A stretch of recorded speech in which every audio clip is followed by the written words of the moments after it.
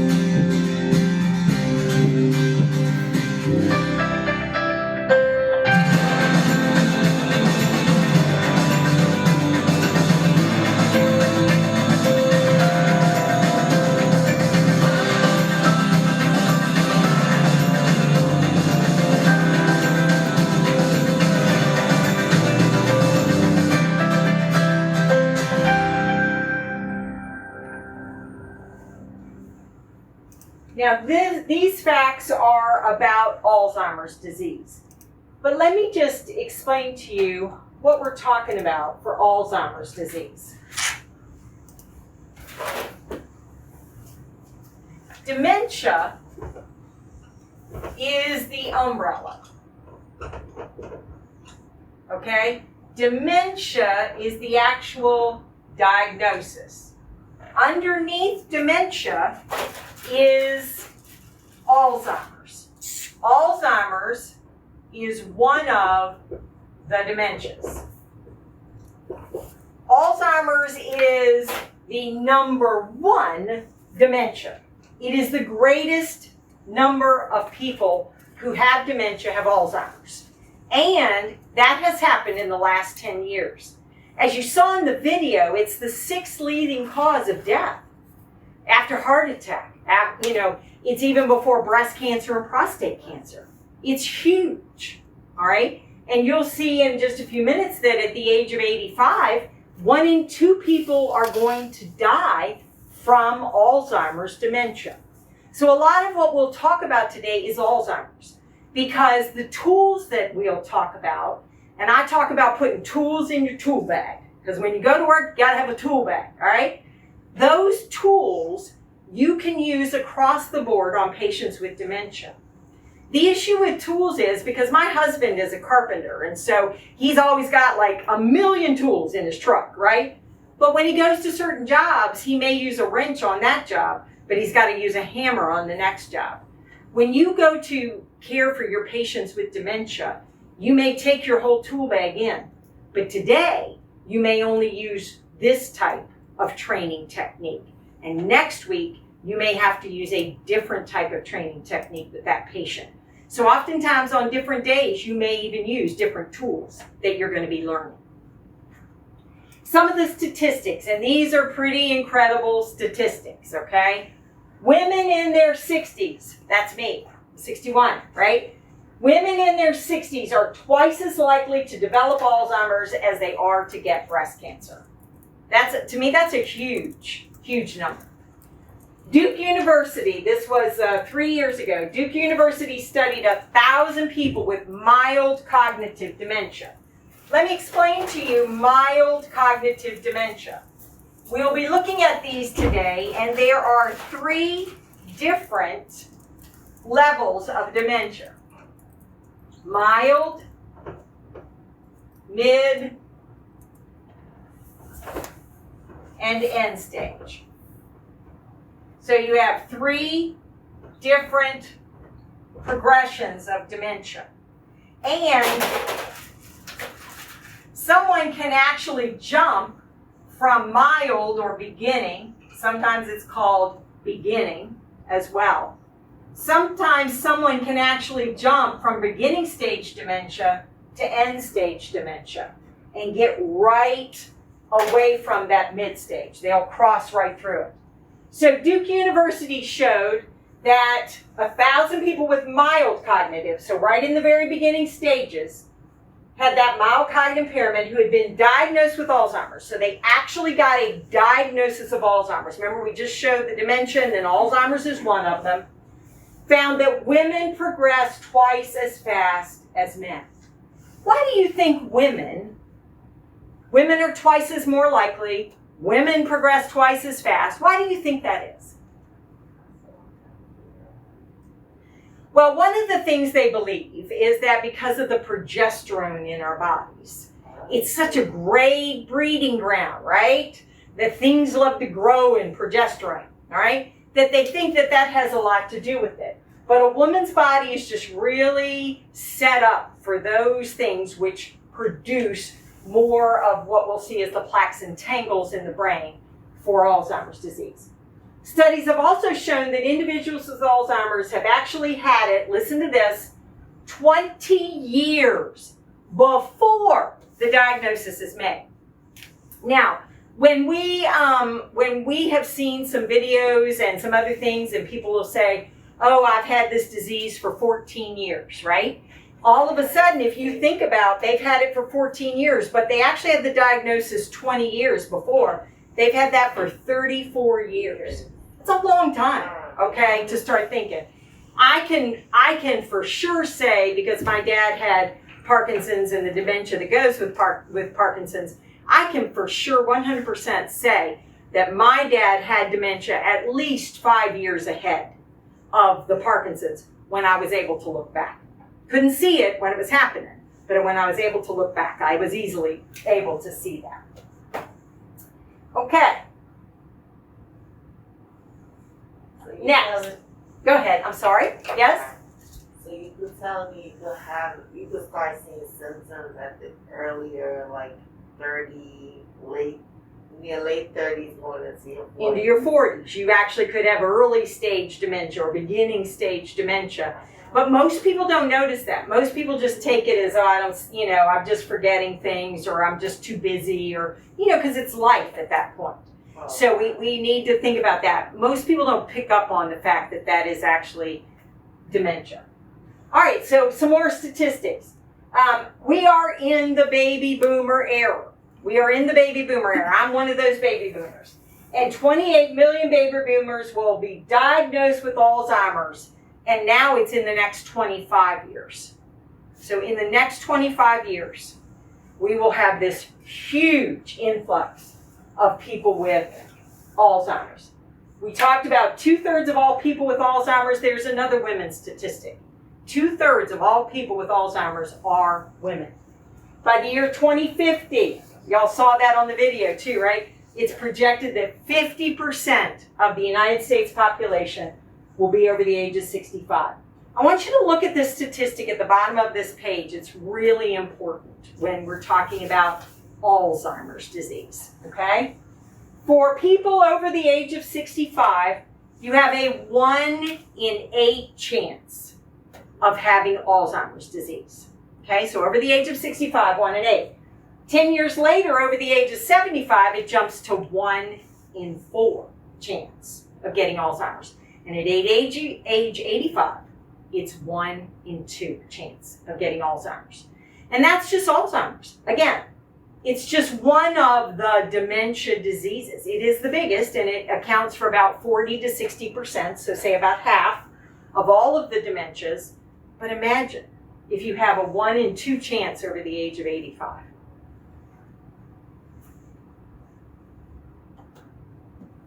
Okay, so here's that umbrella I was talking about, right, that I showed you all initially. That dementia is the umbrella term, and then under it is Alzheimer's disease, vascular dementia, frontotemporal, that's right here in this lobe across the front of the brain. Dementia with Lewy body, Parkinson's disease dementia. It's 2 different things. This is corticobasal, progressive supranuclear, there's Pick's disease, there's Wernicke. It just goes on and on and on and on. The number of diseases that are dementia related, okay? So we could just have this huge long group underneath here. All right, dementia is sometimes called senility, but senility is not a diagnosis. It is just a description. Have you ever heard when they'd say, oh, she's senile, okay? Which means, crazy. That's kind of what we thought when I was growing up, at least. But it's actually just a diagnosis, a description, not a diagnosis. My father's death certificate actually says he died from senility. It actually says that on his death certificate. And so that is not what he died from. He died from Parkinson's with the dementia that comes from Parkinson's. His body just shut down. He weighed 74 pounds when he died. Yeah, he just decided, not eating. He actually fell during a huge hurricane. He fell and had to go into facility for about 2 weeks. And during that 2 weeks, he and my mother had made that promise. You know those promises go, that they would never put each other in facility. So what he chose to do was close his eyes. And for those 2 weeks while he was doing rehab, he would walk around the facility like this with his eyes closed. Oh my God. And at some point he decided, I've had enough. I'm not going to eat. I'm not going to drink. And it took about 6 days. And he passed. So senility is not that diagnosis. It's only a description. Dementia. Dementia is the true diagnosis. Dementia is a cluster. Okay, it's a cluster. That means a group of symptoms used to describe a serious decline in our intellectual cognitive functioning. All right? It includes, and it's going to interfere with your activities of daily living, and it includes memory loss, confusion, disorientation. All right, guys, remind me, what are activities of daily living? Give them to me. Bathing, dressing, toileting, grooming, ambulation, right? Okay? So, activities of daily living, those are the things that dementia really interferes with. All right, so some conditions that look like permanent dementia but are not. This is so important. as a healthcare professional that you know this, because you'll be with your client and you're just going along and everything seems fine, and they're at what I call their normal dementia, right? They're at that level that you recognize and you know, and oh yeah, they forget my name all the time. They never call me by the right name. They call me Susie Q. You know, you're just going along, right? But all of a sudden you come in one day and they are just not right. This is more dementia than normal. And you're like, well, have they had a stroke? Have they had a heart attack? What is going on? All right. So some of the things that look like permanent dementia but aren't, because they are, and when we say reversible, what we mean is usually an antibiotic or something like that can make them go back to their level. Not like they're going to go, come away from their dementia, but go back to that baseline dementia. All right? High fever. What happens with children when they have a high fever? Or they want comfort. They want comfort. They want to snuggle. They don't want to do anything, right? You give them a little Tylenol, what happens? Oh, Lord. They're bouncing off the walls, right? They want to do stuff. Then all of a sudden, you see them start doing like this again. And you got to give that, it's coming to that 4 hours. That Tylenol's over. All right, so same thing, high fever. Excessive drinking of alcohol. Think about this. Alcohol goes to the brain. It crosses that blood-brain barrier. So imagine if you have dementia and you drink alcohol, that's a mess, okay? Medication interaction and toxicity. It's so important for doctors to understand how certain drugs can affect, like Benadryl, a common drug over the counter. So oftentimes I've heard of people in the homes giving patients with dementia Benadryl because we want them to sleep at night. Well, the problem is Benadryl has a huge what we call hangover. So the next day you feel groggy, you feel slow, and imagine getting that every single night, okay? So Benadryl is one of those drugs you don't want to give someone with dementia. Many drugs are like that. They just cause this sort of sluggishness, this hangover. It's just not good because let's say the next morning you got that Benadryl hangover and you're all sluggish. You're going to have a bigger potential for a fall. You're not going to be as interested in eating. You're not going to want to go out and do things because you're tired. You just want to hang out, right? So that's so important to know what medication interaction occurs. Urinary tract infections, pneumonia, it is number one. You as that healthcare professional, if you're in a home with someone who has dementia and you're caring for them and all of a sudden you get this decline over a day or two and you're like, uh-oh, I better be smelling that urine, seeing whether or not they go to the bathroom every 2 seconds. Is it burning on urination? Do I hear them, just ow, ow, ow, kind of thing? Urinary tract infection is the number one infection we see in the home. Number one. And if they can get on an antibiotic, you can catch it. If you do not get someone with a urinary tract infection on an antibiotic quick enough, they will decline, they will become septic, it will go into their blood, and they can actually die. Okay? So that's so important. Same thing, we're coming up on cold flu season. I mean, that's, we got to watch for the pneumonias and the colds. Depression. We don't think about that with people with dementia, but they can actually have depression. They can be depressed. And when we see them put on medications for depression, which we would normally put anyone on, we can see them go back to their baseline or even come up a little bit because it was an underlying depression. You are the one that can help with that. You can help look at the signs of depression and see, is your client depressed? Nutritional deficiencies. This is so interesting. We have someone, one time, one of our aides, whose husband, he was a bad diabetic, and she came to us and she said, oh, goodness gracious, George is just, I think he's getting dementia. It's just awful. He forgets everything. And I was thinking diabetes, that because he's very brittle diabetic. I was thinking, oh, okay. So, well, you really need to make sure you get that blood work tested. She did. His calcium was 0. It wouldn't even register. Okay, it was 0. They put him on huge amounts of calcium. And within 5 days, he was back to himself. So you have to think about that. B12 is one of the offenders. It can really make people off. Potassium, folic acid can really make people and calcium. So we've got to look at that, okay? Next, trauma, physical or emotional. One of the first clients we ever took care of at Companion Extraordinaire was a gentleman in his 60s. He worked at a small family-owned firm. There was about 30, 40 people that worked at this firm. And for the last year, everyone recognized that he was beginning stages of dementia. Forgetful. And he had worked at this company.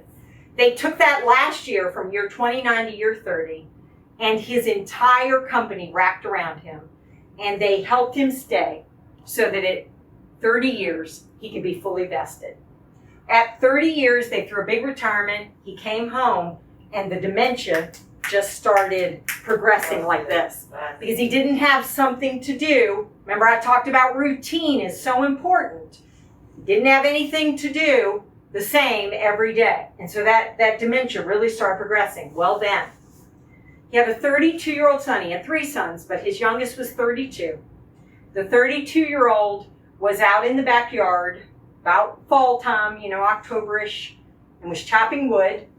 The 32-year-old's wife had just had a baby, second baby. Baby was 6 weeks old. And the 32-year-old, the son, didn't come back in the house to his wife, didn't come back in. She's like, what in the world? So she goes outside, and he had had a massive heart attack and died. When they told my patient, when they told him that his baby boy had had a massive heart attack and died, he could not process. He could not process how his son would die before he would. And when that dementia, when we talk about going, he was right in, when he retired, he was the beginning, he was right here. And when they told him that, he jumped all the way over into end stage because he could not fathom, he could not process. It just didn't make sense to him. He didn't have the ability in the brain with dementia.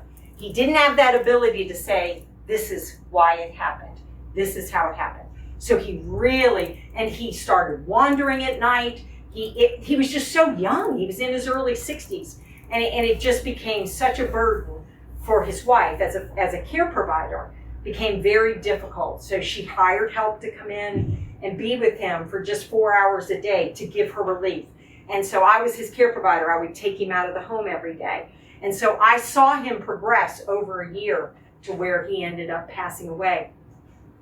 When we talk about that trauma, physical or emotional, the other thing that happened is about 6 months into me caring for this gentleman, we came home one day and basically, you know how we all are, we kind of just live in sort of 1 or 2 rooms of our houses, don't we? Yeah. It's just kind of where we live. We go to bed at night, but we kind of live in that den, all right? And so they lived in their den. They had 2 leather recliners. The pictures of all the children were around the room. He could still go over, because of his old memory, he could still go over and hit the button on the stereo.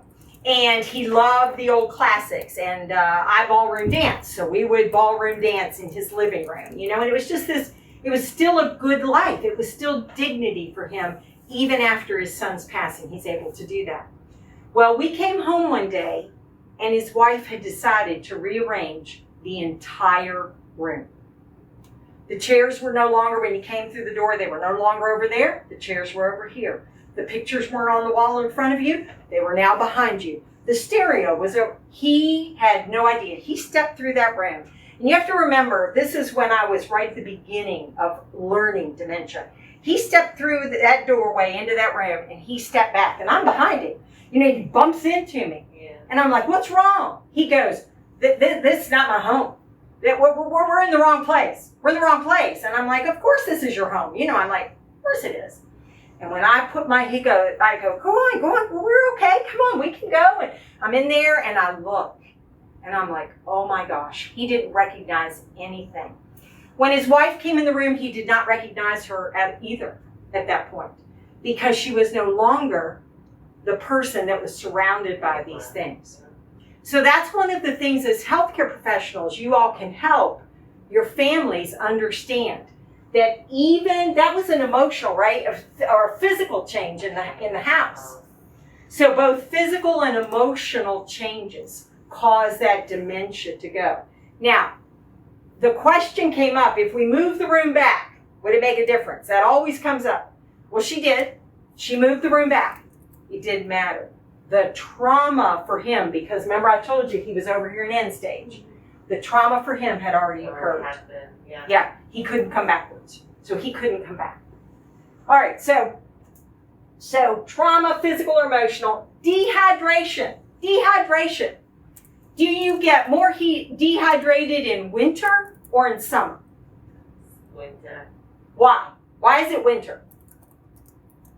Oh, because your body's fighting to keep the cold warm while you fight the cold. Right. Everybody's trying to stay warm. We don't have the thirst reaction, and like we do in the summer. Okay? So how many glasses of water are you supposed to drink a day? They say 8. They say 8. Exactly right. You're supposed to drink 8. Well, now let me explain to you, because I don't drink 8. I don't. Okay? I don't get 8 in. All right. So today I'm supposed to drink 8. But today I only get 4 in. All right? So now I'm in tomorrow. So tomorrow I'm supposed to drink 8, right? But I have 4 left over from yesterday that I'm supposed to drink. So today I actually have 12. 12. Now, today I only get 4 in.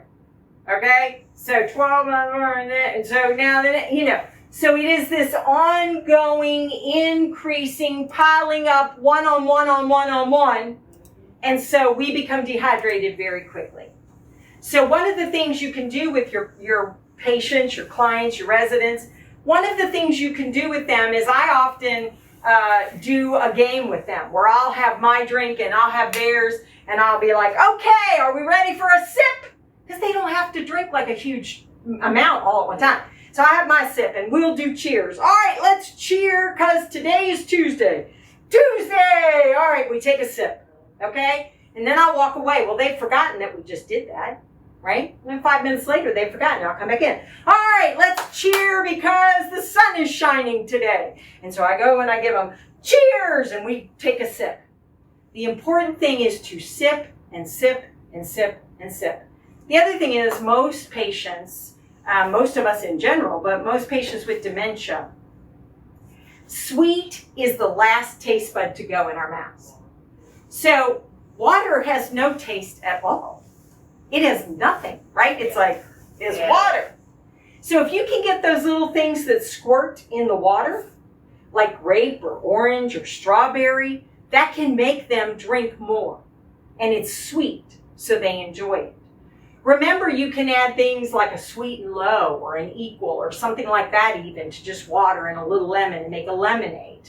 So anything that is sweet, they will drink more, okay? We had a patient with dementia one time, cared for her for 7 years, and she would not drink water, and she had kidney disease. So it's very important for her to drink water. So we got permission from her doctor to add, because with kidney disease, I wanted to make sure those little additives were okay, those little squirt things.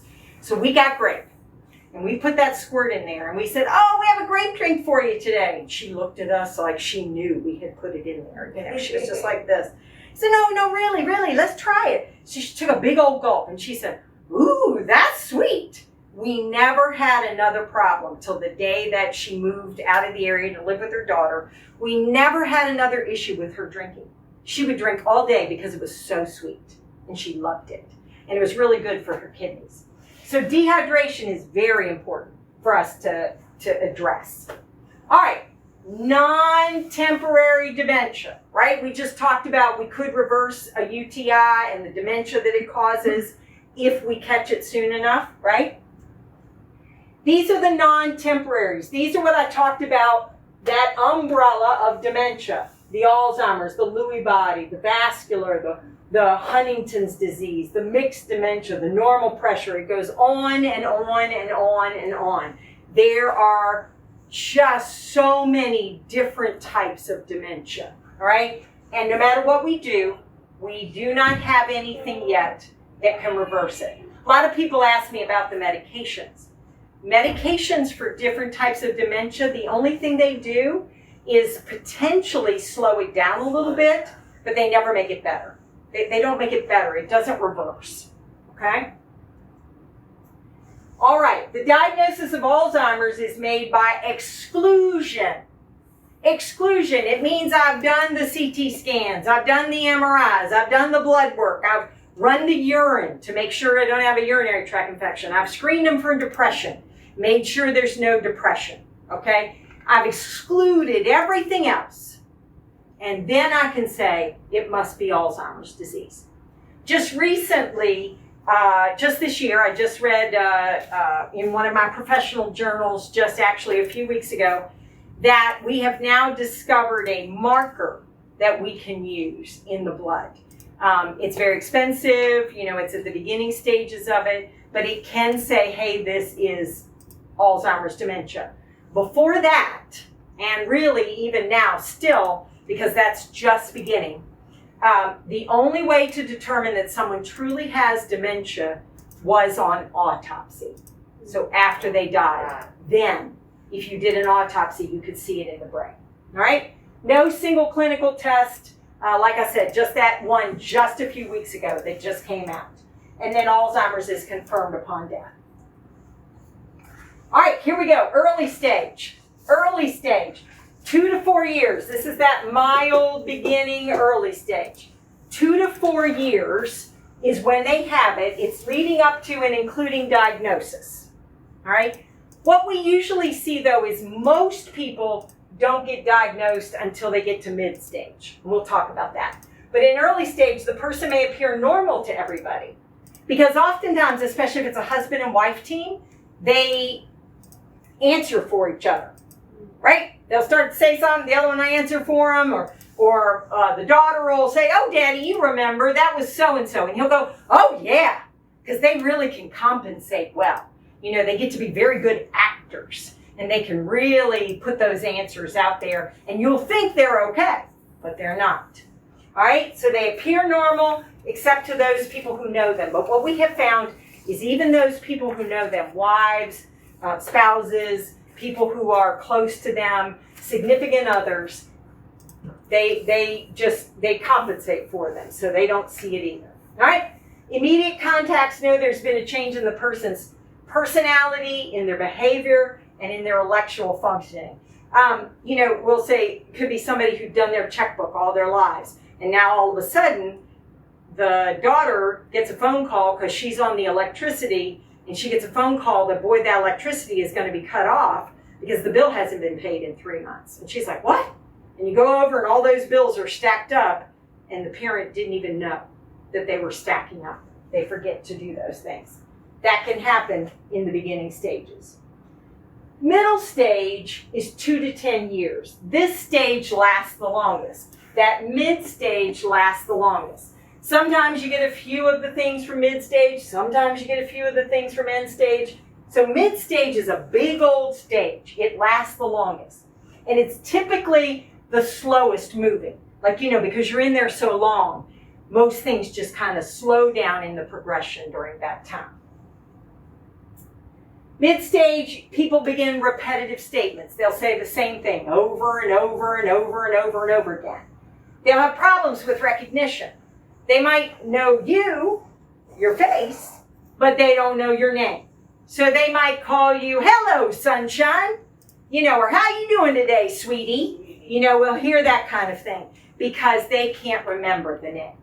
Problems with recognition. Huge appetite for junk food. I said that sweet is the last taste bud to go. They'll eat anything chocolate, they'll eat anything sweet. So you have to be very careful about that. Okay, but the thing of it is, I want you to think outside the box when you're caring for your clients. If you can't get them to eat meatloaf, well, put a little sweet and low on the meatloaf.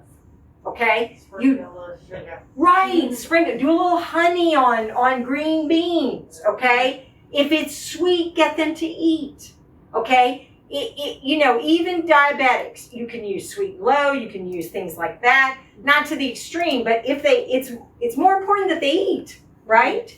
So if you've got to do a little sweet on there, think outside the box. Don't think, oh, I need to give them a dessert. Because dessert necessarily isn't good, right? It's what you give them, all right? They'll be restless and wander, all right? One of the things we talk about in the home with people for wandering is we'll have them often take a black rug and put it down in front of a door, because the person with dementia can't basically see from here down. It's a depth perception situation. And so they'll think this is a hole, so they won't step in it. Okay? So that can be very useful in the home if you have someone who's wandering. We also have to make sure that we put locks on the door. You may even have to do deadbolts, so there's a key. And oftentimes family members will wear their key pinned to the inside of their shirt, because people with dementia love to fidget. One of the things that we do for fidgeters, especially in mid-stage, we made this. It's just a cutting board, and we screwed these different things on it, right? This is just a lock, that we had, and we screwed that on, and this is a bolt so they could open it, and this is one of those things that you open up, okay? So we just made this because they love to fidget. Well, if they love to fidget with this, what are they going to do with your locks on your doors? They're going to fidget, right? They're going to look at all of that. So it's really important that you understand in mid-stage, they lose their impulse control. They may have a tendency to wander or be restless. They can't sit for 3 or 4 or 5 minutes. They get up and they want to walk somewhere, okay? And they can get agitated because there's nothing to do. They don't understand why they're restless. Have you ever felt that way? You just like, I don't want to be sitting here. I just want to be doing something. Well, you can understand why, right? But they don't understand why. Why are they feeling that way? They lose impulse control. So they'll just say things that you're like, oh my gosh. People this is the story we love is, people who were just raised beautiful little sweet ladies, who grandma used to cook and bake, and she was just the pillar of the community and was just so wonderful. And the next time you see her, she's in mid-stage and she is just cussing. She is just telling people what to do, how to get on. Just going at it. And you're like, oh my gosh, well, that's the disease in the brain. Because she would have never done that, right? Yeah. Never. So that's the disease in the brain, that loss of impulse control. Moderate impairment of basic activities of daily living. So they start having difficulty with dressing. They start having difficulty with grooming, combing their hair, brushing their teeth. When we talk about what are the steps to brushing the teeth, you have to think about, how do you just turn on the water? Okay, how do you tell them to just turn on the water? You may have to, what we call mirroring, which is you may have to bring a toothbrush from home and keep it in a little tote bag with you, because to get your patient to brush their teeth, you may have to stand in front of them, and you may have to do it with your left hand because they're right-handed, so they're going to do it on the same side as you, right? And so you're going to squirt that toothpaste on, and they squirt their toothpaste on. And you bring it up to your mouth, and you hold your mouth wide open, and then you brush. So it's called mirroring, and you have to remember that if you're going to do that and use that as one of your tools, you have to do it opposite of them so it looks exactly the same. Because if you do it with this hand, they're trying to do it with their left hand, and they're actually right-handed, okay? So you need to make sure that you're doing basic activities of daily living. One of the things that I talk about with someone getting dressed in the morning, we certainly want to offer them an option, all right? But you may want them to wear that red jacket today. So you might say to them, hey, Mr. Jones, today, do you want to wear this red shirt or do you want to wear this other red shirt? And so I may have a second red shirt I'm holding behind here.